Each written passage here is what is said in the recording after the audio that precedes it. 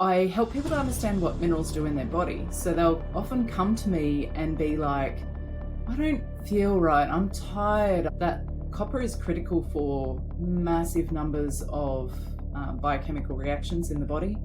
And that is one of the key parts to everything else working. If anyone who is anemic or has some sort of iron-related situation happening in their body, chances are they don't have enough copper to activate the movement. We need copper for immune response. We need copper for dealing with histamines. If our body can't move the nutrients effectively, pathways get shut down. And the body will be like, oh, I can't do that. And it'll find a workaround. But it's a lot more energy, a lot more tiring. Electrolytes, they move in and out of the cell, and they help to keep balance inside the cell and in the fluid around, so the serum, the blood. If you're not replenishing them regularly, if you drink dead water, reverse osmosis water, that can actually deplete your electrolytes a lot and can put a lot of stress on your bodies. You need to make sure that you remineralize your water.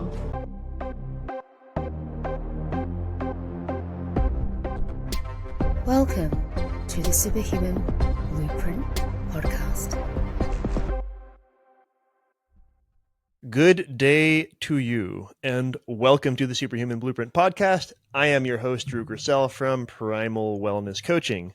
Today, I am chatting with Kristan Kershaw. Kristan is the founder of Supporting Balance, a health coaching business where she and her team support people in taking control of their health by addressing the root cause of their symptoms, specifically mineral imbalances.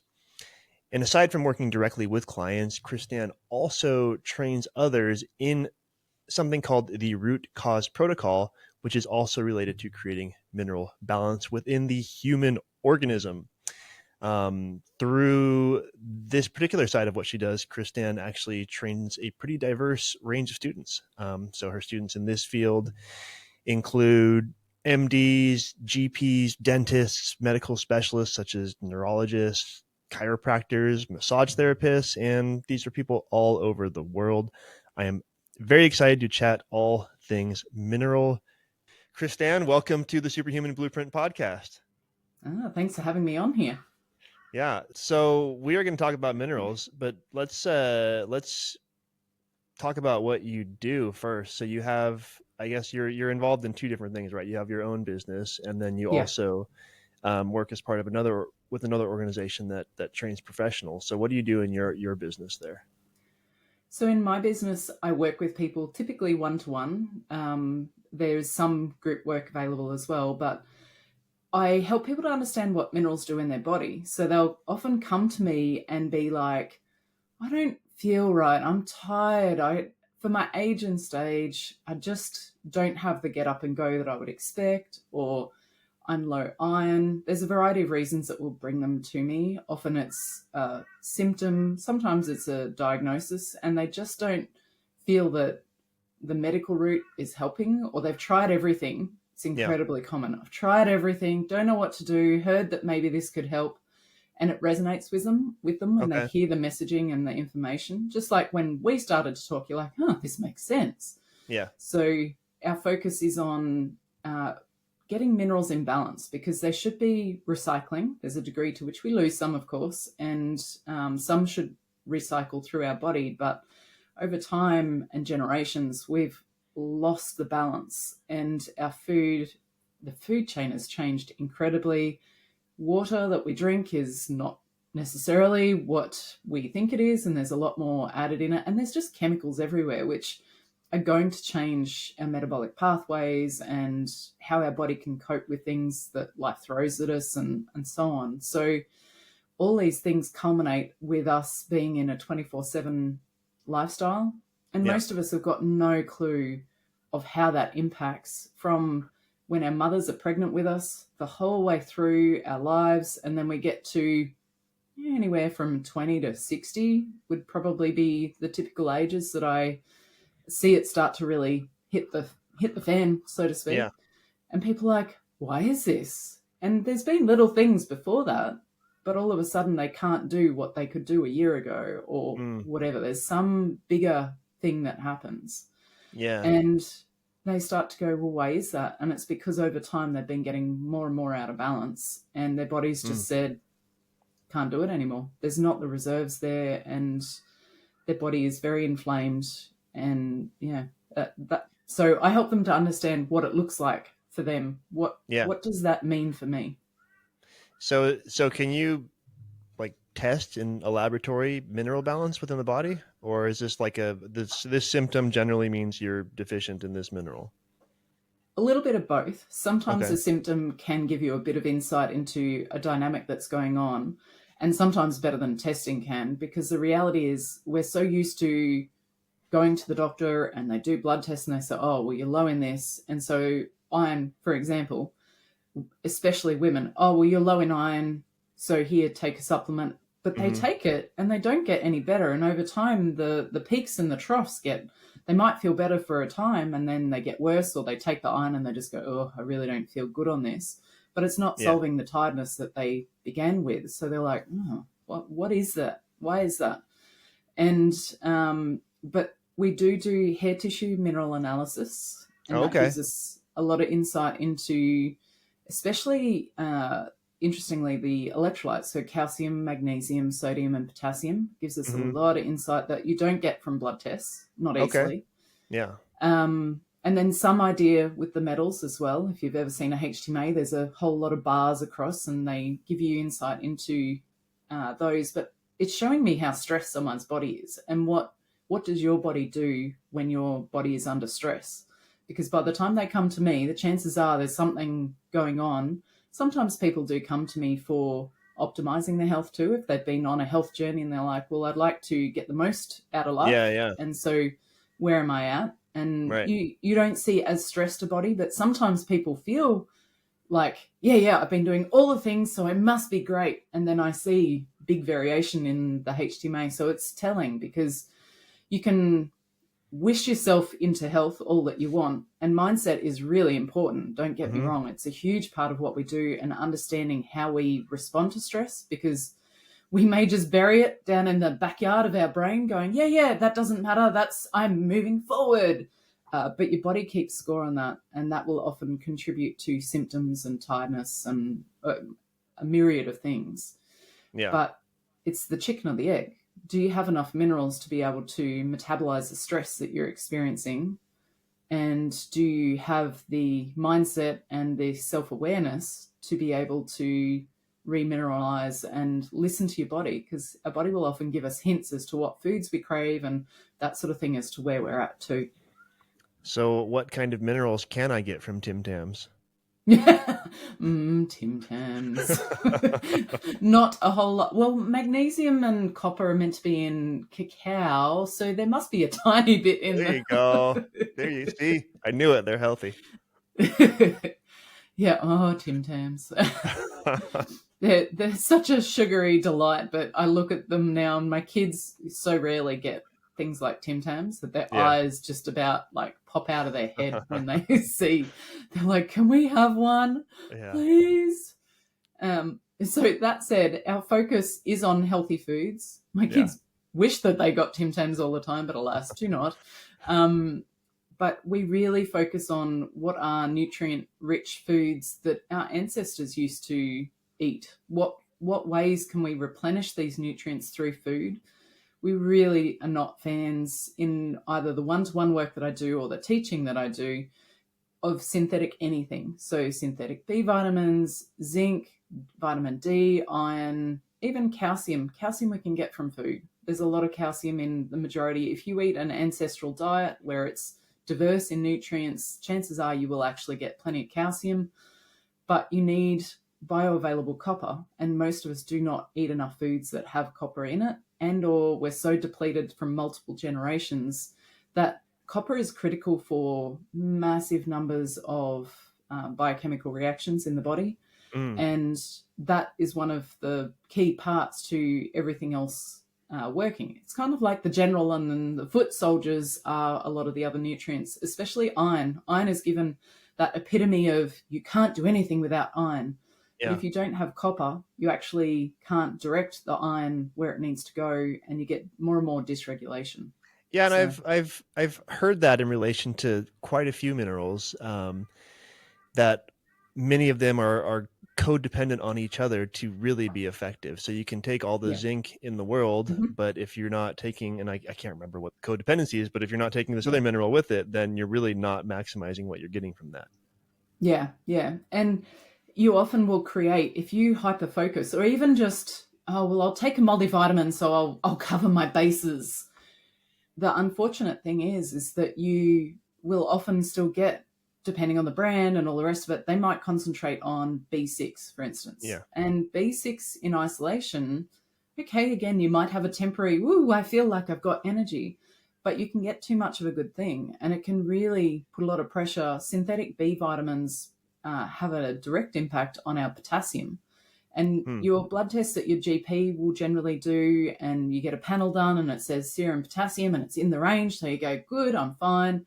But those who have headaches, migraines, muscle cramps, anxiety, a lot of mood related things, dizziness, vertigo, and just that kind of not full disassociation, that's a bigger picture thing, but sometimes you can feel really weary. You've got little people in the house. When you're kind of at that cusp of really tired and really just the world doesn't quite feel ideal when you wake up and you're weary.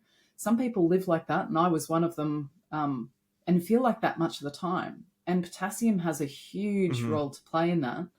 And so when you take a synthetic vitamin, again, generally Bs are very good at this, vitamin D is very good at this, they can actually be a contributing factor. So you might feel good in some aspects, but you're actually contributing to more and more imbalances down the road.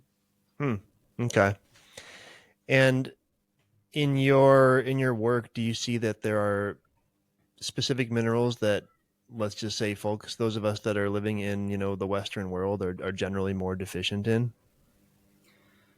Copper is the main one, to be honest, and Okay. magnesium. Magnesium is massively underrated. Those in health circles tend to have a bit of, oh yeah, magnesium is important. We Yeah, don't get I enough. keep hearing about magnesium. Yeah, yeah. But again, you can have too much of a good thing. So people will go, well, all right, I'm really stressed. I need to sleep well, or I've got constipation or some other digestive thing. I'll take lots. And then they take it and they either end up on the toilet and just going, well, I'm never doing that again. Or they can feel really the spacey feeling that I was talking about before.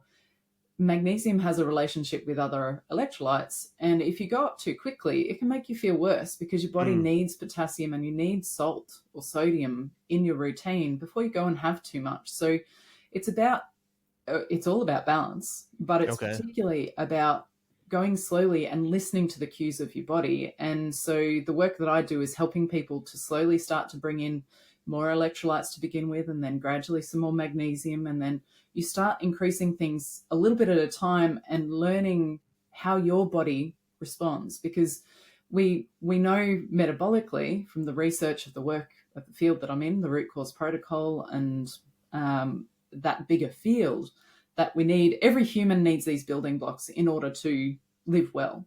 Yeah. But what you need at your age and stage, what I need at my age and stage, they're not necessarily going to be the same thing. And so we can't arbitrarily say, well, everybody needs this. You've got to Right. learn to listen to your body. And most people don't have a great feedback loop with their body to go, oh, that really made me feel better. Or maybe now is not the time to have that much of something else or whatever. Yeah. So copper is something that I pretty much never hear anything about. So I guess what are um, the relationships that copper has with the other minerals? Like what are some of Yeah. the supporting interactions there, and where do we get copper? Yeah.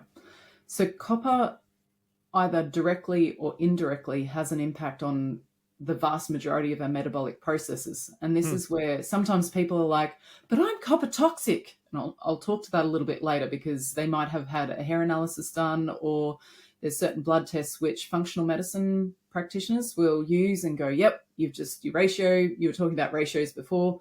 Often they'll suggest zinc and that sort of thing. You've got too much copper. The problem is that you need it recycling. You don't want it high or low. You want it to be moving effectively. So Okay. that's kind of where we focus. And you need copper in ATP creation in the mitochondria. You need copper either directly or indirectly to activate most B vitamins in the body. So if you're getting your B vitamins from food, fantastic. But if you don't have the copper there, you may not activate them as effectively as ideally would. You need it for moving iron around the body. So anyone who is anemic or has some sort of iron-related situation happening in their body, chances are they don't have enough copper to activate the movement, because our body, actually, we get told that we're iron deficient. Again, generalizing to women, because it's typically women who get it, but sometimes men as well. And it's like, well, here, take iron. But when you don't have the movement capacity to recycle the iron, the body will put it into organs. It will put it into muscles. It will put it all around the body. If you've got existing injury sites and that sort of thing where your body is dealing with inflammation. So for me, as a kid, I had a car accident, and then as a teenager, I had many falls off horses. And so my neck and upper back ended up extra inflamed, albeit if I was active and moving my body, I felt much better. But as I've done the work that I've done, in my 40s, I've got less pain and inflammation now than I've ever had since I was about 10 years old, because I've moved the iron, I've moved the inflammation away.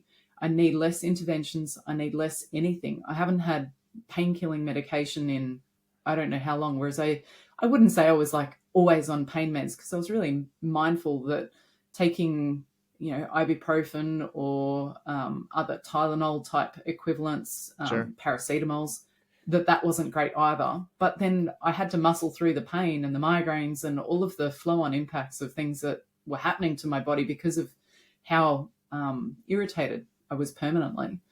So our body will store the extra iron somewhere because it can't do anything with it. It's like, well, I don't have the direction on what to do, so I'll just put it here out of the way. Because the thing is, if we've got too much iron in our blood, we're really prone to getting sick. So if someone's constantly in a cycle of getting sick, it's often because you don't have the copper directing the iron where it needs to go. We need copper for immune response. We need copper for dealing with histamines. So people that have really high histamine issues or food reactions, which is originally what brought me to this in my youngest child. So there's lots of different ways that it touches on. And if our body can't move the nutrients effectively, pathways get shut down. And the body will be like, oh, well, I can't do that. And it'll find a workaround. But it's a lot more energy, a lot more tiring. A lot of the time alongside this, people will have gut stuff going on where they don't feel like they're digesting as well, because this is all pretty stressful, right? You've got one thing cascading from a little thing into a bigger thing, and then you've got life happening around you, and you have kids and you have whatever. And your body is you got a fish tank to maintain. Oh, I'll tell you what, I could go on a side note there. It looks so beautiful, but it's been very intensive the last few days. So you find that you don't have the reserves that you once had to be able to be dynamic. And in my case, as I've come into this work, I realized that actually I don't think I had the reserves from childhood. You look back and I go, okay, so I was energetic enough. Some clients look back and go, I just never had energy as a kid. Yeah. But certainly after my car accident and some other significant trauma and stressful things like moving from one side of the country to the other and then back again 5 years later and stuff, it all adds up, and your body will keep score of it. And you don't think that those events make any difference to the nutrients, the movement of things, but you get more and more inflamed. So then throw having twins in your mid-20s into, I only gave them about 10 pounds of me and my nutrients. They were 6 weeks early, but you give a lot to your babies. And so I came away from that quite depleted. And many, many women after having kids, their teeth might be weaker. Their capacity to do stuff changes. And that's all interrelated. Hair loss, which I think is also hormonal related, but I got to imagine there's a mineral interaction there as well. Absolutely. Yeah, it's all interconnected. And this is the thing, right? If we go to a practitioner and they say, well, we're just going to fix your iron. Here, take more iron, take this. And they might give you some other supporting things, but they're not looking at how all of these things interact. And that's what we're doing, is trying to look at the whole body and understanding how we respond to, because if you're in an elevated fight flight mode all the time, you can put in all the nutrients that you want.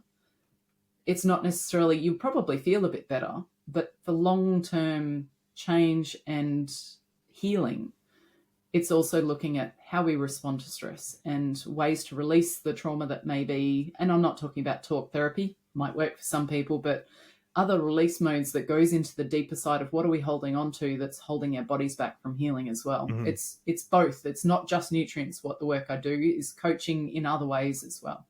Cool. And I think early last year, my wife spent about 6 months going to this kind of boutique personal training facility, and they take a very well-rounded approach to personal training. There's fitness, they have a nutritionist, they have a holistic medical doctor, they have a movement specialist, they have a chiropractor, they have all this stuff, and they all talk to each other. And they did some lab work, and one thing they told her, which surprised us, was that she was too high in iron. And so they had her, and they didn't address that by way of mineral balance concerning other minerals, right? Like copper didn't come up. They basically said lay off iron heavy food. Yep. I didn't really get out of that, like in her conversation with them and her relaying kind of back to me what they talked about. I didn't really get like what it meant to be high in iron, or what, what possible the effects of being too high in iron are, like why, like who cares? Like, it sounds like that, shouldn't it be good if you're high in iron? But I guess similar to being low in iron, being, as you're saying, being high can have its own list of things that it does. Absolutely. So your wife could be potentially a carrier of genes for hemochromatosis. Did they do any encouraging to find any more out about that at all after that fact, or it was just kind of at that moment? Yeah, I think that was as far as it got. Yeah. So there's, again, multiple layers here, but sometimes people can be genetically loading iron, and so they can hold on to more. Their liver can, their body loads overall. And hemochromatosis, there's multiple genes, but someone might have one or multiple, in which case that, shows how much they load. Hemochromatosis is really bad news from an oxidative stress point of view. So the more that you load iron, absolutely. And just a little side note, but very relevant, all that I've been talking about to this point, many people that I see are subclinical hemochromatosis. Their labs, according to what everybody, the mainstream or even functional medicine may be like, you've got just the right amount of iron. But from the RCP point of view and from the work that I do one-to-one with clients, it actually may be sitting at a level that's causing oxidative stress. So part of what we do is actually to mobilize the iron and then donate blood for many people, because women who have a menstrual cycle do donate some blood typically once a month. Sure. But it actually, there's a reason why women tend to not have a lot of your cardiovascular diseases and that sort of thing until later in life, because they're offloading some of that iron each month. How interesting. And then once they go through menopause and they're holding on to that, that's when you see a very stiff rise in a lot of oxidative disease type things. Okay. Once menopause happens, they get a lot more inflammation, and we could talk about osteoporosis and all sorts of stuff, which has a connection to iron that we're never told about, generally speaking. But yeah, you would think calcium. Yeah. Calcium and vitamin D, that's going to solve everything. Actually, not so much. Anyway, so when you have too much iron, it creates a whole lot more work for the body. So you will have organs can end up shutting, and I'm talking later down the track, like not to scare you for your wife, but it's more, the more your body is going, oh, well, let's put it here and here. If it's got to a point where, say, her hemoglobin and her ferritin is high enough that and maybe percentage saturation, they're typically what might be starting to look at when practitioners are looking, going, you're kind of showing up high, especially if multiple are. Then that's where the body is potentially running out of places to put it. And that leaves you more prone to getting sick. It definitely adds, think of what happens to iron when you leave it out. So you have some steel and you leave it out in the weather. What happens? Yeah. The oxidative Goes stress, rusty. right? Rust. Yeah. And the body is an oxygen-rich environment. You create more, not exactly rust, but you create more oxidative stress in the body. So it's definitely really worthwhile keeping the iron manageable. And I'm not encouraging everybody to go and do a blood donation yesterday type thing to get their extra iron down. But for many people, blood donation is actually really worthwhile to help keep things in check. But you want to be mobilizing the iron first for most people. Again, generalization. Some people could go donate blood, feel great, and get on with their life. And many blood donor centers rely on that fact that people can, we've got a blood drive here, come and donate. But sometimes people will feel pretty ordinary after a blood donation. And I'm sure many of your listeners, they'll know someone who's passed out afterwards or has felt really kind of, and so they don't go back again. But if you increase the nutrients, you mobilize that extra iron, and you will actually feel typically better after a donation. So as an example, I've, as of a couple of weeks ago, done my 33rd blood donation. Wow. And so that's a pint of blood every quarter since September 2016. It's a lot of times I've gone and donated, but I'm absolutely confident that that's contributed to my neck being better, all the injury sites being better. I don't get histamine responses typically anymore at all. I don't get migraines anymore, and I used to get very complex, severe migraines. The more kids I had, the worse they got. A whole long list of things that just doesn't affect me now, and I'm absolutely confident that the blood donations is just one part of that. I wouldn't say it's the whole and soul. Sure. It's the whole picture of what I do. But it's not about avoiding. I mean, I would never encourage cereals and breads and rice, even anything that's fortified. I would be steering clear of that, because nobody needs that in their body. Even if you're apparently low in iron, it's not going to solve the problem. But it might be worth your wife donating blood from time to time if she can. Yeah, that's interesting. And my first go at donating blood was probably like 6-7 years ago, and I felt like garbage afterwards. I had basically had the flu for about 3 hours. It was terrible. And so I didn't go back because it was just not a good experience. But a couple of years ago, my dad was pretty sick for a while, and he ended up needing transfusions of platelets about twice a week. And since then I've been like, well, I'm just going to suck it up and go donate, because, he got so much from, whatever mystery people were kind enough to donate their platelets. So I just started, a few months ago, I did my first blood donation since that one a while back, and it was fine. I donated blood. I felt fine. Did my second one a few weeks ago. I got my next one coming up in a few more weeks. They let us do it, I think, every like 6 or 8 weeks here. So whenever I do it, I just schedule the next one, because again, I'm trying to give back, but hey, this is cool. So maybe I'm doing it for me also. Yeah. Well, it's worth noting. So often you'll be encouraged to do power red donations or platelet donations or whatever. And I would actually encourage you to consider doing whole blood donation, because they can spin it down. They can separate off the bits and pieces. Good. Yeah. You don't want, from my point of view, professionally, I would say you don't want anything back, because what they do when they hook you up for the power red donations and the other types that are not whole blood, they'll hook you up to a machine and it filters off the bits that they want more of, and they give you some stuff back.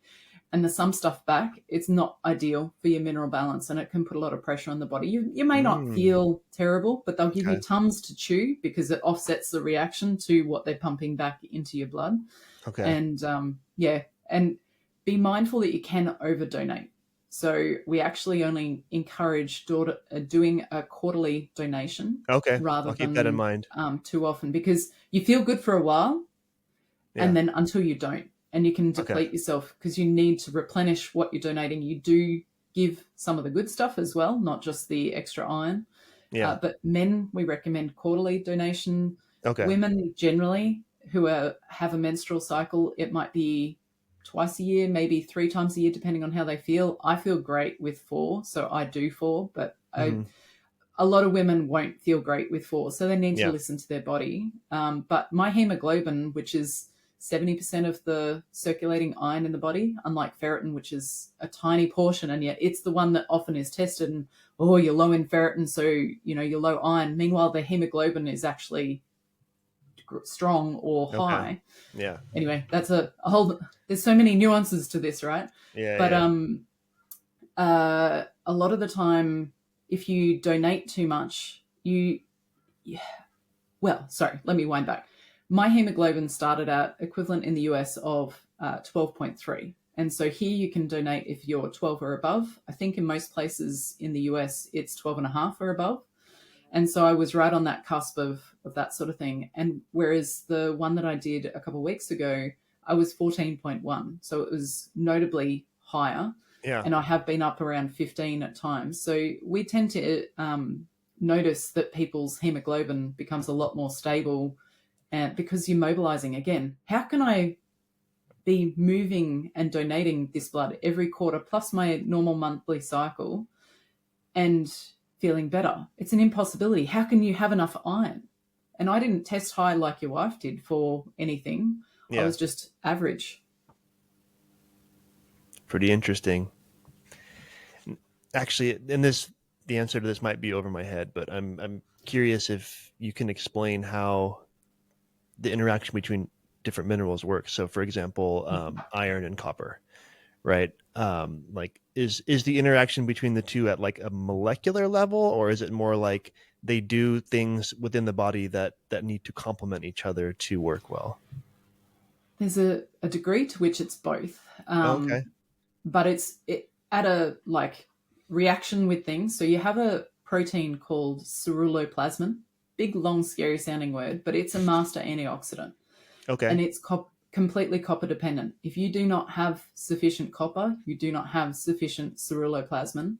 Okay. And as a guide, we encourage people to, and again, we don't look just at ceruloplasmin. So everyone listening going, but hang on, I have had that tested and it's right at that level. We actually need to look at other things as well. But one part of it is we want ceruloplasmin. Again, in the US, it would be ideally around 30. In Australia, it would be 0.3. Okay. And varying countries around the world. So if you look and go, but mine's 0.2 something, well, okay, listen to the Australian number. We ideally want it to be somewhere around that 30 or 0.3, but a huge proportion of the people that I see are sitting at 0.2 something or 20 something. Mm-hmm. And it's not one that moves easily. So it's like, oh, okay. And ceruloplasmin, you want it to be there because it is the one that helps to move iron from point A to point B. You need a reaction for it to bind to or facilitate movement through transferrin.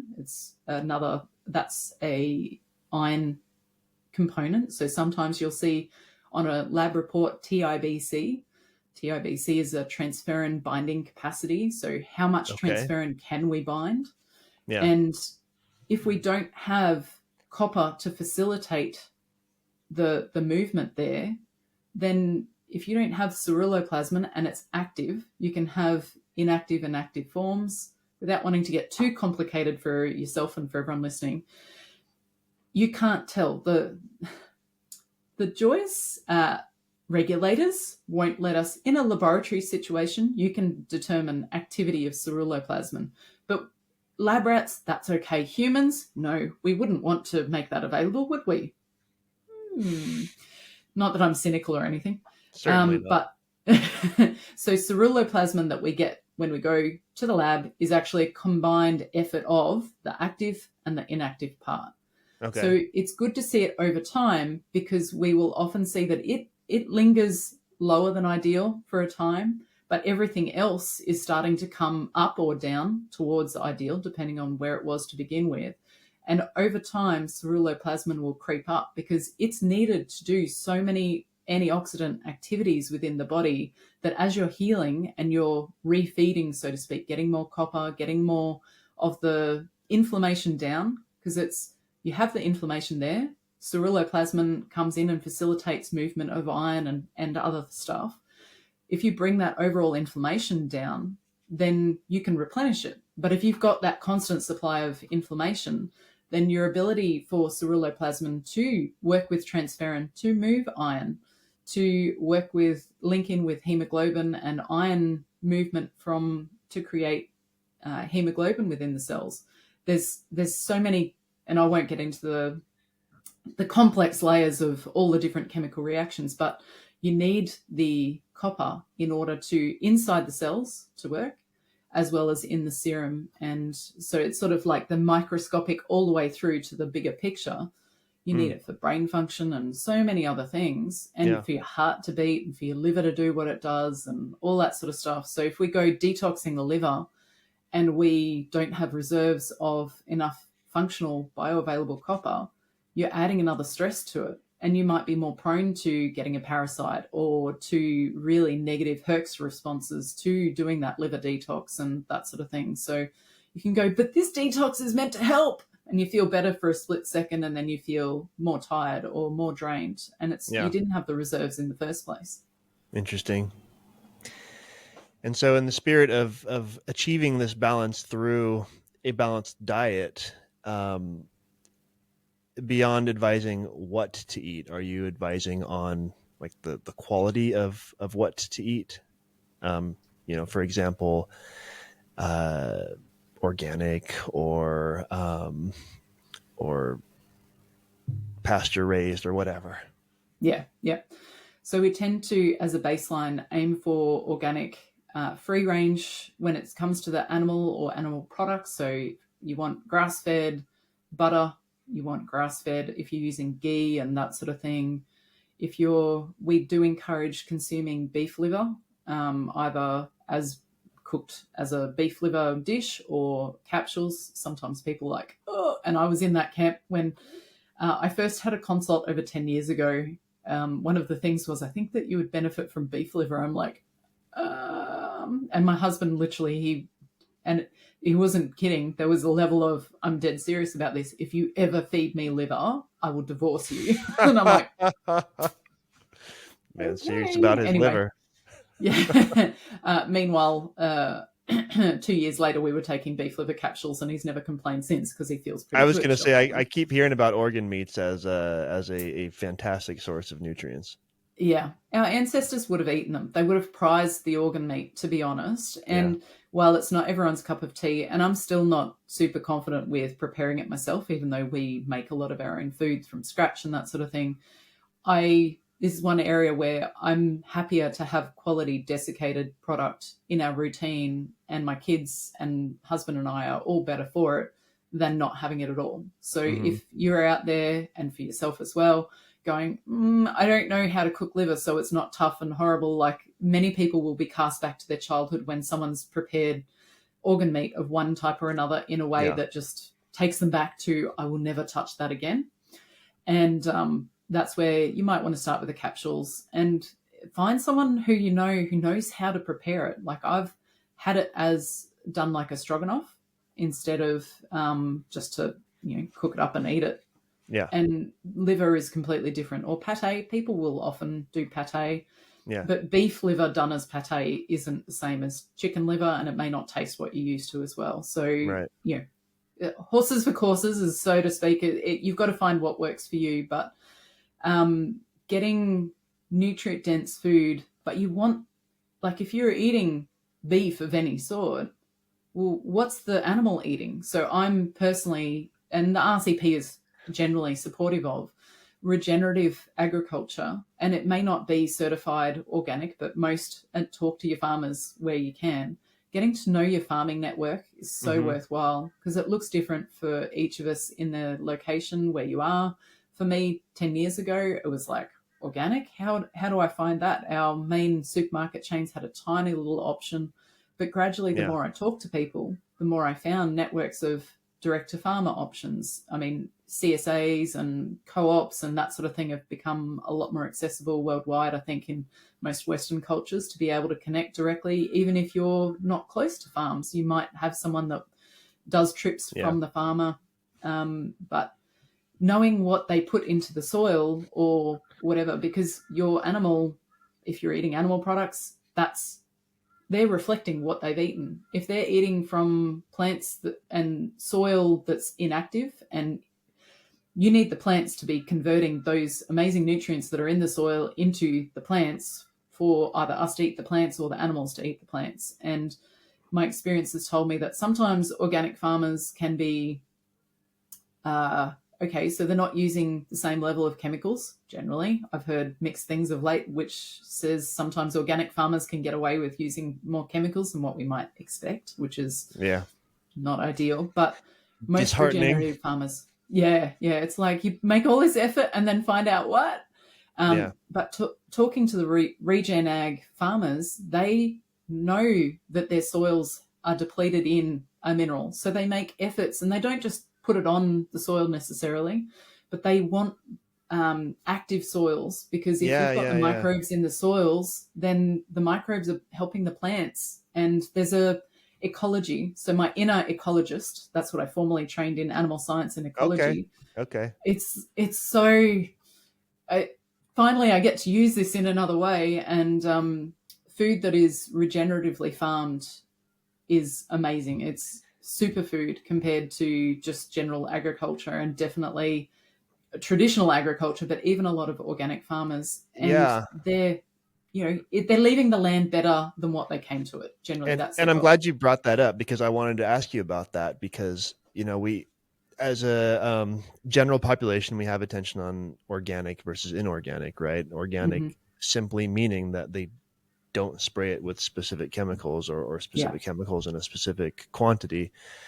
But it says nothing about it really, other than that, it says nothing about the quality of the food itself. And when we're thinking like mass produced produce of any kind, that is being grown in mineral depleted soil, because they've cleared the land of all native flora and fauna, and it's just dirt. Then you might be getting a carrot or spinach or whatever that looks colorful and healthy, but it does not have the nutrients that you would get from the same thing that was grown on land that had a diverse range of flora and fauna that was contributing, that was in or on the soil and decomposing and going into the earth and going back into the new plants that are growing there, that we are then buying at the farmer's market or whatever and consuming. My long-winded way of saying or asking, I guess, how much should we be putting attention on where this produce is coming from and over just organic versus not? I guess it's where people are at. So 10 years ago, it was actually nearly 11 when I started to find out information about minerals, particularly magnesium at that point, how important it was to the body. And then gradually I learnt more, and I was aware of organic versus not. And at the time, keep in mind that I had before that time done my degree and worked in different parts of the industry relating to science, and I'd even done work in molecular biology. So I was like, yeah, okay, organic, fair enough. But I remember I've always been a keen gardener. Even in my teenage years, I used to we had a tiny garden during my high school years, and I was the one that did most of the gardening. Then the rest of the family didn't have an interest. So I've always kind of had that inkling of the importance of nutrients and whatever. But I didn't have the capacity, to be honest. And a lot of people at the moment are not in the frame of mind where they can have that capacity. So I'd encourage people to go gently. I just kept my ears out. I kept talking to people. I read labels. So if you can get organic, great. If you can, honestly, just start reading labels and know what either the words or the numbers are on if you get anything that's in a packet, and start to move away from packets wherever you can and just get spices and seasoning and learn how to do cooking. That's going to be better than getting super stressed on whether everything is absolutely organic. Avoid the processed oils, avoid synthetic fortification, all that sort of stuff. That will make a bigger difference than getting organic stuff and then still eating packet stuff where there's canola oil added and lots of processed things. So bite-sized chunks, but wherever you can, learning more what regenerative agriculture is, what farmers do. And you'll find generally farmers who are doing this work of improving the soils and getting the microbes up and that sort of thing, they'll take the time to talk to you. If you say, do you do things to build your soil? Are you working on nutrients going in? They'll either give you a really blank look, or they'll be like, oh, well, yeah, we get manure from this and we rest this paddock. And you may not understand everything to begin with, but with time, that's a great way to do it. But that might be years down the track. So for me, I can't remember what year it was, but I came across a company, they call themselves Spray Free Pharmacy here in Brisbane. Okay. And it turns out that they were close to me as it happened. And they would do fruit and veg boxes. But when I started this journey, I could eat 15 foods, and that did not include a whole lot of fruit and vegetables. It was very limited, and they didn't offer those as organic. So I did what I could to find people in the neighborhood who might grow some of the things, and or just there was a fear around in the food intolerance circles where I was. It was, don't eat the organic things because they're higher in the natural chemicals. That's how they fight off pests. And I'm like, so wouldn't that, it messed with my head, because the stuff that's mass produced and grown, well, it doesn't have as much of the natural food chemicals in it. So it's better for me to eat the chemicals that they is like. That like the anti-nutrients? Well, it's things like salicylates and amines and glutamates that they were particularly focused on. Okay. And the thing is that the fruit and vegetables will use those components to be, if they've got lots of building blocks, they're going to be stronger and healthier, and they fend off bugs and, infections and all that sort of stuff. So I remember thinking at the time, this does not make sense to me. And thankfully, I came across the minerals, got some more minerals into myself and to my breastfed baby, which was the focus at the time. And she tolerated more, so I tolerated more or could expand out. And the thing is that I did this for the baby, but found that there were foods that I was reacting to that I had no idea about as well. So it was a dual healing journey as it happened. How interesting. But I became aware of the farmers, and I couldn't even buy from it at that time. And to afford it, with me not working as much at that time, I was very part-time. Just to add to my stress, when the baby was 5 months old, I was made redundant from my job, which we'd moved into a new location for, and all sorts of stuff. So there was a lot of financial stress at that point. So you've got to pick and choose. But over time, I realized the food tastes better. I remember in childhood getting apples from my grandfather's apple trees and other trees and just thinking how amazing the flavor was. Whereas a lot of the mass-produced produce, it doesn't have much flavor, and you want to use your taste buds. You want to get produce that tastes amazing, because you can't fake that. That comes from having nutrient-dense things. That's why we have the feedback loop of our mouth and our brain and our body going, oh, and eat food seasonally. That would be probably the other thing, is instead of eating things all year round. Now, a little caveat here, I suppose, for those that are in areas that get very, very wintry, very, very snowy and everything, well, you need to eat something during winter. But can you look into preserving foods? Can you look into, and again, don't take it all on that you have to do it all right here, right now, and get the excess produce during prolific times and have to, but there may be other networks near you, and you can gradually learn more and more, and you may be able to swap. You may be really good at doing something else, and they may be really good at canning, and maybe you can exchange like it used to be. Again, for our grandparents, they weren't all preservers. They weren't all good at every aspect of life, but they had community, and I think that's fallen away to a degree. Yeah. Interesting.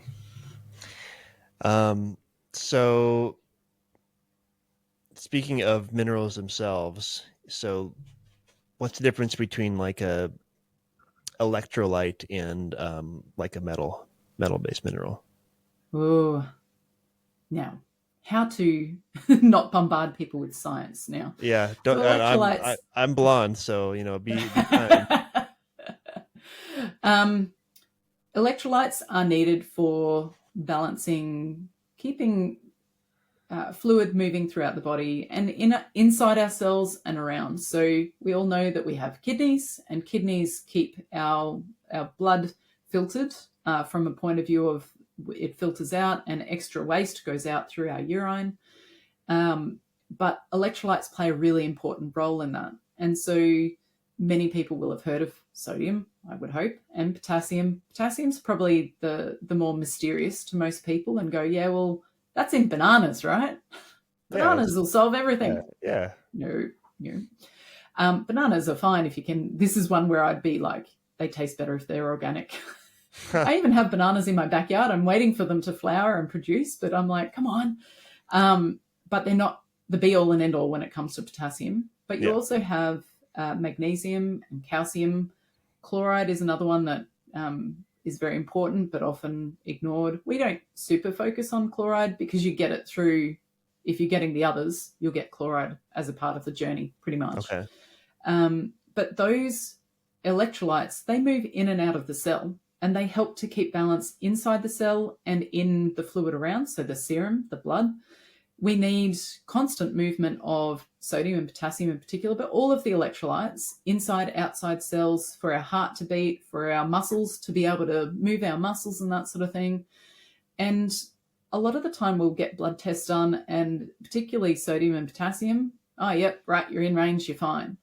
And yet you're feeling really like your muscles don't work properly or that something's just not right. And magnesium, to a degree, your physicians will typically test serum magnesium, but it's not telling you what's going on the inside of your cells. So ideally, magnesium is mostly on the inside of cells. And one measurement that you can get is red cell magnesium or red blood cell magnesium. It can be slightly different naming depending on where you are. Within countries, it varies lab to lab. But it's basically telling you how much magnesium is inside red blood cells. And that's the storage capacity for us. We have billions of red blood cells in our body at any given point in time. And if we don't have the reserves in there of magnesium, how do we use it how do we activate it when we have an injury, when we have stress? So when our adrenal glands sense, or our body senses stress, our adrenals release, whether it's cortisol or adrenaline, or the adrenals are really important little glands on top of our kidneys. But we lose magnesium as a part of the fight-flight response. And the kidneys can pump it out depending, again, keeping the electrolyte, the blood in balance, the electrolytes move to help that happen. But magnesium and potassium in particular tend to be lost during stress. And red blood cell potassium, again, is possible, but it's a lot harder to get, generally speaking. But, the serum, so the stuff that's around carrying the blood cells, it's fine. So you don't need any stores of potassium. And most practitioners will shy away from too much of a focus on potassium because they're like, oh, did you know too much potassium? It can kill, which is true. And I don't want to diss that from a point. I also don't want people to then go, well, if I'm low in potassium, then I must need a lot, and then suddenly go from not having enough to a lot, because you really can make yourself sick. Okay. But broadly speaking, the ideal intake for most adults is 4,700 milligrams per day of potassium. There's no way that most people get that. No chance. Yeah. Not without a lot of focus. And again, once upon a time, our food was more densely, nutrient dense, should I say, including potassium. So I challenge everyone to do, whether it's Chronometer or MyFitnessPal, or one of the apps where you can track your intake. Mm-hmm. Do that and look at potassium over a few days. Yeah. Chances are you're probably around maybe 2,500 to 3,000 milligrams per day. And if you've had any stress in your life, the chances are your stores are not ideal. And if you don't have enough potassium, you can end up with digestive issues, because you need that potassium for movement of water in and out of the digestive tract. So if you know anyone that's had constipation issues, heart palpitations, muscle cramps, like I mentioned earlier, dizziness and vertigo, headaches, migraines. It's all about that movement of electrolytes around the body, and particularly potassium. But again, I holistically look at how the movement of the nutrients is happening. It's not just potassium. It's just potassium tends to be underrated. People will be like, oh, but I put Celtic salt in my water, so that gives me extra minerals, including extra electrolytes. Yeah, okay, it gives you a lot of sodium, which is fine. Most of us don't get enough sodium because of the fear factor of salt is bad. Mm-hmm. But you don't want to have lots of sodium at the expense of potassium either, because you need the potassium to work hand in hand. And then sodium and potassium work with magnesium to be calming on the body and to let you sleep properly, to let you rest and recover. So the electrolytes move around constantly in our body so much. If you're not replenishing them regularly, if you drink dead water, we were talking before we started recording about distilled water and RO or reverse osmosis water, how much that can actually deplete your electrolytes a lot and can put a lot of stress on your body. So if you're doing any filtering whereby it takes either everything or the majority of everything out, you need to make sure that you remineralize your water. And because that would be, if we were drinking spring water, it would be naturally filtered by the earth and you would get these things in there. Yeah. So let's just emphasize that, right? Because people have attention on hydration. Most people live dehydrated anyway, even with minerals in their water, they're just not drinking enough water. But of those people that aren't drinking enough water, and even those that are, I would guess a large percentage of them are still dehydrated because they don't have the sufficient quantity of minerals in their water. And so something that I wanted to really ask you about as the expert here is, do we really need minerals in our water if we're getting minerals from our food? Yeah, you need it from both. I mean, Big picture, if you get a lot of, say, I often have little props and I don't have mine here. If you add mineral drops to your water, to your food, for instance, okay, do you have to have it in the water? Well, probably not. But the way that movement of electrolytes that I was just talking about happens inside the body is such that if you drink super filtered water or dead water, the RO or whatever, your body has to move the electrolytes from other things. So you can be forcing those out from your muscles, from your brain, from your whatever. Okay. And because it needs it, the osmosis, and if you may remember from high school science, and I still remember diffusion and osmosis and all these things where there's things moving across a membrane. Yeah. You force your body to have to pull electrolytes, and it can actually dehydrate you more than what you realize. And that seems crazy because I'm drinking the water, but your water is designed not to be dead. So I would encourage, you can get a lot of minerals from your food, absolutely, but please put mineral drops of some sort into your water.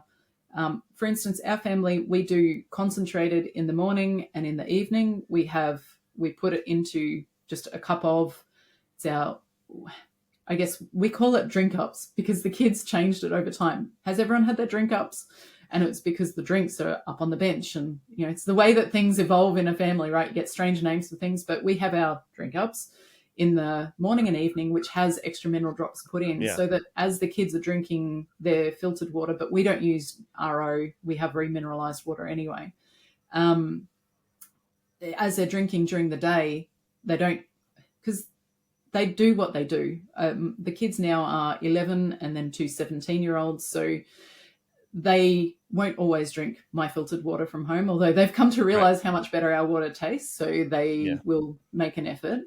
But it makes it easier. So in that regard, good, better, best. We sort of were hinting at this with the agricultural discussion. Do what you can do, but be mindful that if you're drinking super filtered water, that putting a few of those mineral drops in every time you fill up your water bottle, or if you've got a jug that you decant out of or whatever, it doesn't take that long to do. A few drops can make such a big difference. And then absolutely get electrolytes from other things that you eat and drink throughout the day, and it brings balance. Keep it simple though. Don't stress out over it because that's counterproductive too. I have some friends in Japan, a Japanese family that own a traditional inn out in the countryside near the base of Mount Fuji, and that family and all the people in the area there, they praise their tap water because it is spring water that is filtered through volcanic rock, and it is cold and it is delicious. I mean, I don't know if you can call water delicious, but that water is pretty delicious. It's funny though that you say that because water should taste delicious. Yeah. And we don't think about that until you have it, and then you have some other water and go, that is not delicious. Yeah, exactly. Our taste buds are tuned into that. Mm-hmm. And So I drink filtered water, and then I make mag water, or magnesium bicarbonate. And I put a small portion of that every time I fill my water bottle. I put a little bit of the mag water in and then top it up with filtered water. And it tastes almost sweet. And I actually put a bit of potassium in as well, but you can notice the difference. It tastes different, and my body is really drawn to it, especially during the summer months here. So we're coming into winter. My body will naturally not generally, unless I'm exercising, in which case it will, but I'll sip that throughout the day, and then at different points I'll be more drawn to it. And that evolved over time, because we are so often told you must drink lots and lots. I've seen people say, oh, well, I drink a gallon of water every day. And I'm like, you do what? That's too much water. You need to drink to thirst, but you need to learn what your thirst is. And sometimes that means drinking a little bit more than what you historically have. Yeah. But also drinking quality. This is one area where I'd say I'd encourage people to make an effort to get a good filter, or to learn about the water that they have access to, because the level of chemicals that are loaded into council supplied, county supplied water is it's not good. And that is why at my house I do have a reverse osmosis filter in the tap for my drinking water, but I don't ever drink it like that, right? I add my minerals to it. And actually something else that I wanted to ask you to kind of elaborate on is trace minerals. So what's the difference between what's a trace mineral as compared to like just your electrolyte? Yeah. So trace minerals tend to be extracted from either seawater or from inland lake, like salt lakes, where it's been dehydrated, and they either it's often called bitterns, where it's the concentrated liquid that comes from a salt lake when, say, there's rain or whatever, or they add water to the salt that's left behind. And those trace mineral drops, the ones that I use in Australia, come from the Great Southern Ocean. So it's away from, can we ever get fully away from pollution? Well, probably not. But this area is very isolated compared to many other areas, and there's a lot less general pollution, that sort of thing in there. Okay. And it's rich in magnesium. So they actually extract out the salt. It's very interesting. For the liquid drops that come from the ocean, they typically desalinate it, and you get everything else that's left behind, because the salt for them is actually often what they started in this business for. And the rest was a byproduct. Yeah. But there's magnesium, there's potassium, there's a lot of other trace elements, and we need those trace elements in little trace amounts, shockingly. And so that would normally, like you said, for your friends that are in Japan, when the water falls on a higher ground, it filters through the soil, it might go down into groundwater, and then you might have a spring or a well or whatever. Before man came and infiltrated and affected the groundwater and that sort of thing, which is a whole different discussion. But generally, let's say that it's not tainted from industry and that sort of thing. The soil and the earth's, all the different layers of things, it filters out a lot of the rubbish, but it also puts in a lot of those trace elements. So by getting it from either the salt lakes or from purified seawater, you get those trace elements, and they're really important for the body as well. And then what about fulvic and humic? I keep hearing about those as well, as I understand they come from like decomposed vegetation or something of that sort. Yeah. It's an area that I'm not as familiar. Well, I'm familiar with it. It's more, I think that there's counterproductive things in a lot of the fulvic and the humic, and as a part of the RCP. Sorry, small child coming. Well, not so small child coming to interrupt. My work is such that I've seen a lot of people that have gone really hard at those. If you had some here or there, they're probably not going to be harmful, because there are nutrients in them which can be helpful. And shilajit is another one. I'm just not a fan. I think it creates the binding, because sometimes they can have components that will bind to other metals and other nutrients, not necessarily just metals. I'm not a fan of them, to be honest, because I think they can create further imbalances, rather than they're touted as such amazing. This shilajit or this humic fulvic can do so much to, well, if you eat a balanced diet as best you can, again, not aiming for perfection, getting well-rounded seasonal food. I'm not sold on it. I've not read enough that's convinced me, and I've read a number of papers and things over time. I'm just not convinced that it's balanced. Okay. All right. That is interesting. And I have in my house, I think 4 different types of electrolyte or trace mineral supplements that I kind of cycle between. Honestly, because my education is limited, and not knowing, well, one, my own numbers, right? Because I haven't done that testing on myself, and not knowing kind of what's better than the next, or if one is better, I kind of cycle between them in hopes of achieving balance in that way. But it would be interesting to do the testing and get some actual targeted guidance. What's the deal with magnesium, right? You've brought it up. I keep hearing about magnesium these days, particularly as relates to helping with sleep. So what's so great about magnesium, and where does that come from in our diet? Well, depending on where you're at, most of us probably don't get very much from our diet. Again, quality produce does make a difference. You do get some leafy greens, just trying to think, seeds, nuts, a lot of, things where, because you need magnesium for growth. So it makes sense, right? If it's seeds and nuts, that when you're starting a plant's life, that it would need something like that to create it. But definitely fruit and vegetables generally. But again, you can get the traditionally farmed, as in mass produced. The food looks amazing, but it can be grown in depleted soils. I always had a picture in my brain that if there weren't nutrients in the soils, plants wouldn't grow.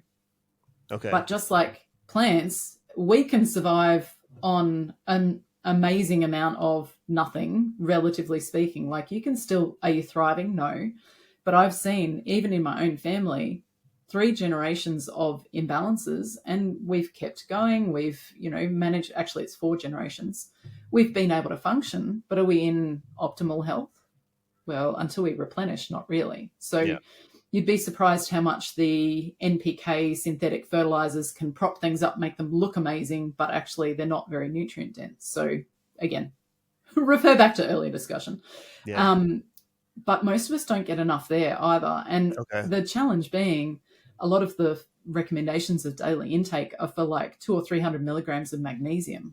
But if you look at Mildred Seelig, a researcher from the past, particularly, she didn't start out in the field of magnesium, but kind of stumbled into it from what I understand.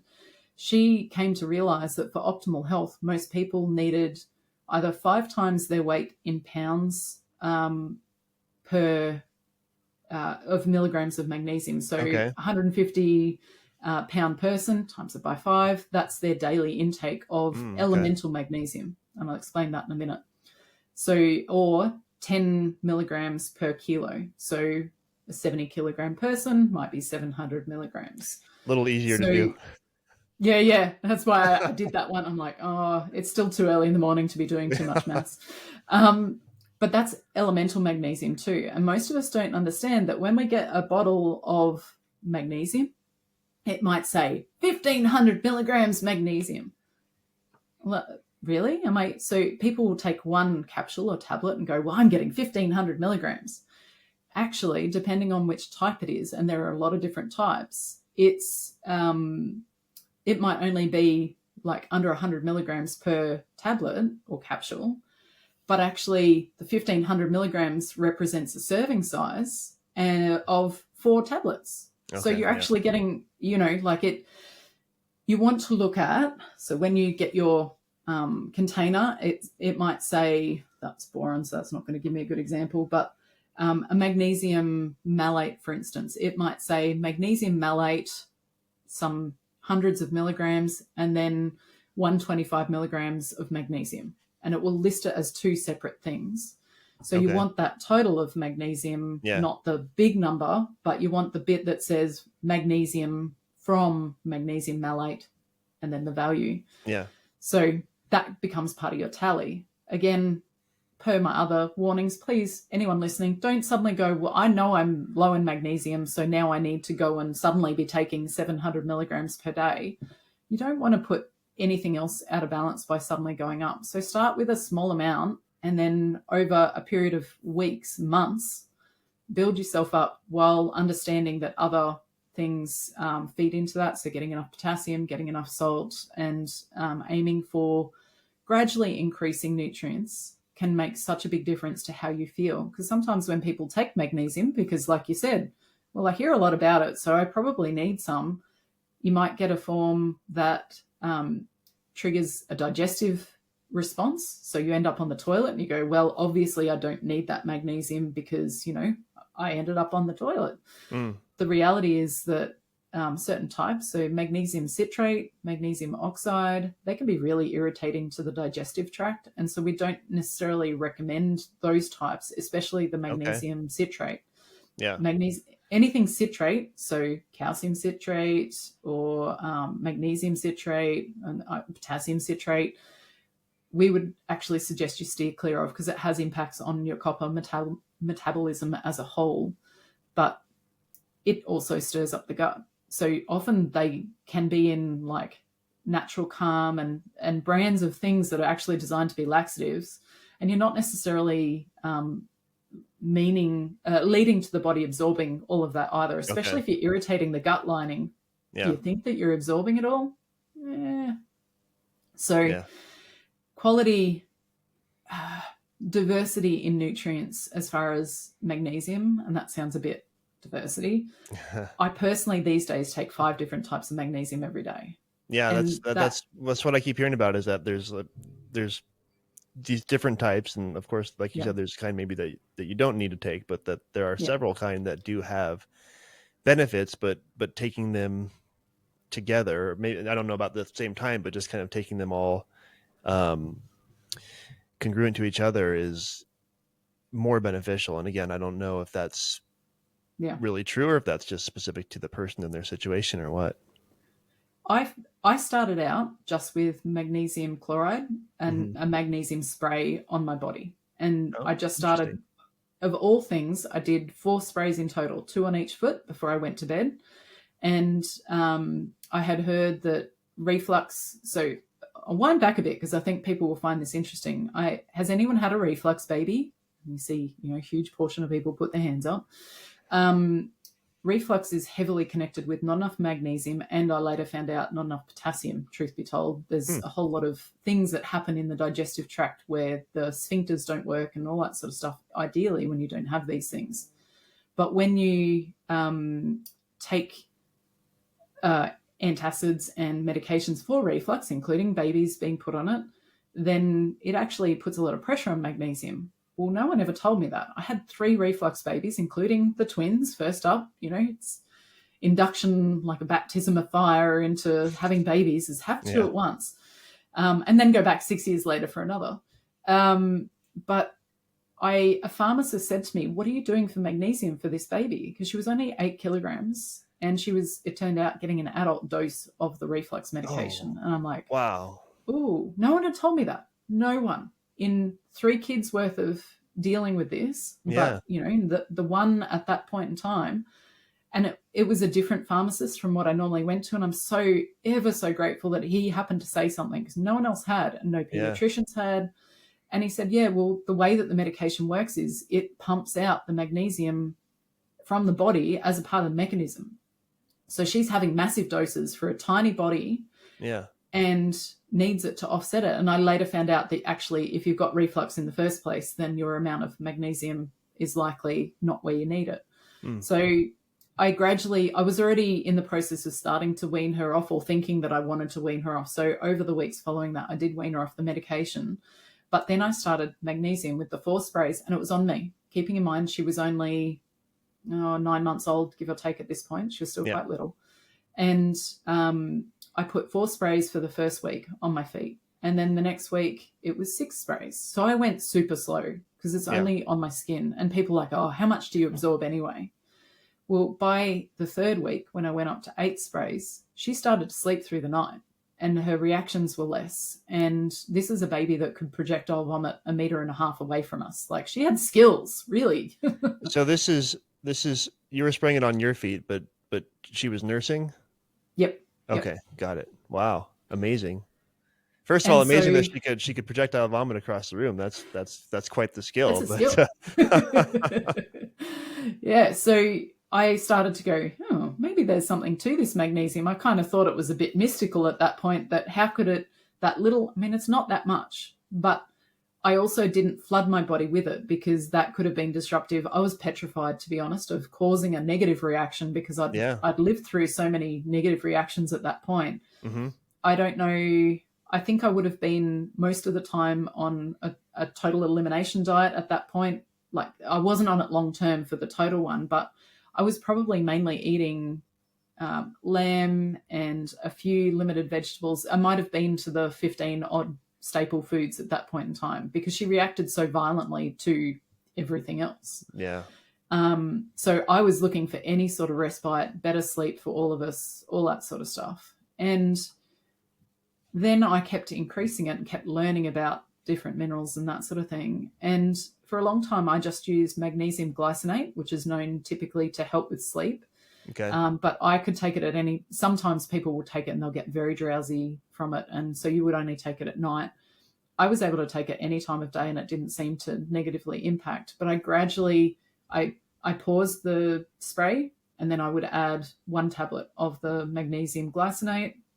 And then over the weeks following, I would bring the sprays back up, and then I would pause that and then bring another tablet in, because I didn't know what would negatively respond in my daughter. Yeah. And so over time, I ended up on 1,200 milligrams per day. It was a massive amount of magnesium, but that's where I felt really good.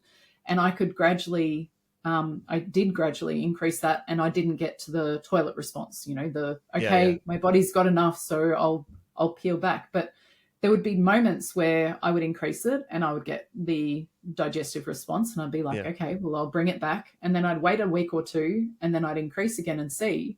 And often my body would be like, yep, okay, I'm ready for more, because it learns, it opens up pathways and it allows different things to be happening in the body, because magnesium is critical for inflammation management and pain management. And like it's facilitated, you need it to be able to make ATP. So energy in the cells, in the mitochondria, you need magnesium. There's literally mag ATP as one of the, if anyone's ever looked at the Krebs cycle in the cells where you're making energy, you need magnesium actually in there. I think it's something like 3 out of the 5 steps you need magnesium. So if you don't have enough magnesium, your ability to make energy is hampered, and your ability to deal with inflammation is hampered, and so many other things. It's one of these critical bits that's, again, underestimated. That's why you're hearing about it, because it really is important.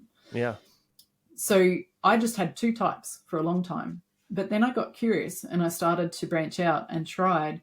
And again, I was doing it very slowly because I was managing kids and life and whatever. But over a period of, I guess, a couple of years after that, I ended up spreading it out between probably 3 or 4 types. And then in the long run, I found the mag water that I mentioned before. That took me probably, I think, 4 years from when I started to find that it was really helpful to my body.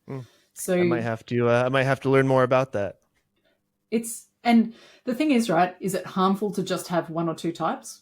Probably not. But if you want to aim for feeling the best that you can be, spreading it out across a variety of things, because the magnesium bonds with something. So you hear magnesium chloride or magnesium glycinate or magnesium malate.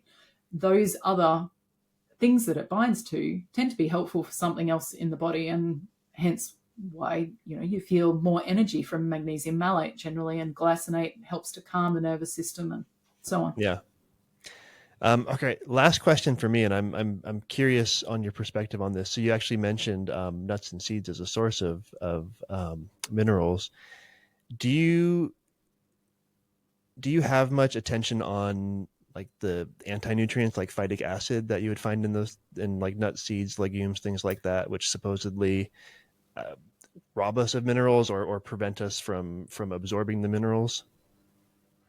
Yes and no. So I myself, I'm going to create waves here. I don't soak my seeds and nuts. I don't have time for it. I get quality in the first place, and I feel better for including it. So yeah, okay, I know the science behind it. I know why people push it so much. And things like sprouted bread and stuff like that, if you're going to use grains, do it in such a way that you activate the nutrients. I can understand that. But in my lived experience, do I feel better for having them, whether they're soaked or not, and sprouted or whatever it may be, depending on the items? Yeah, I see a lot of emphasis on, well, I can't digest grains, so I'll soak it and then I can digest it. And I'm like, but what if your digestive system is out of balance in the first place? And part of the reason why you couldn't digest it is because your minerals were out of balance, because you had leftover iron from taking iron supplements in your gut. And the thing in the landscape of the digestive system is you'll get a certain combination of microbes, bacteria, yeast, fungi, all that sort of stuff, the microbiome. When your minerals are out of balance, you will encourage certain bacteria, yeasts, and microbes as a whole to flourish, because they'll be rich in that environment, right? It encouraged, the landscape is, these will do well. But what we find is, as you change the mineral balance towards nutrients recycling and that sort of thing, your digestive situation will change and more optimal microbiome will actually survive. So people put such a huge emphasis on must do this for gut health and all of that sort of stuff, and get the microbes and the probiotics and the, I've got an overgrowth of this and an undergrowth of that, which, I get and I understand. But you can put all those microbes in, but if the landscape of what the minerals are that they're basing their existence on is still out of balance, you're constantly manipulating a situation and making it more work and having to do all these things. Yeah. And you shouldn't necessarily need to. I am a big encourager of fermented foods as a whole. So I have no problem if people want to soak grains and nuts and seeds and whatever, and want to make fermented foods in general, great, because that's what our ancestors would have done. But our ancestors probably would have been hunting and gathering and using seeds and crushing them and turning them into something. Would they have soaked everything? I don't know that they would have. Might have been one part of what they did, but I think they would have eaten a lot more of it just by preparing it fresh and eating it than what people take for granted.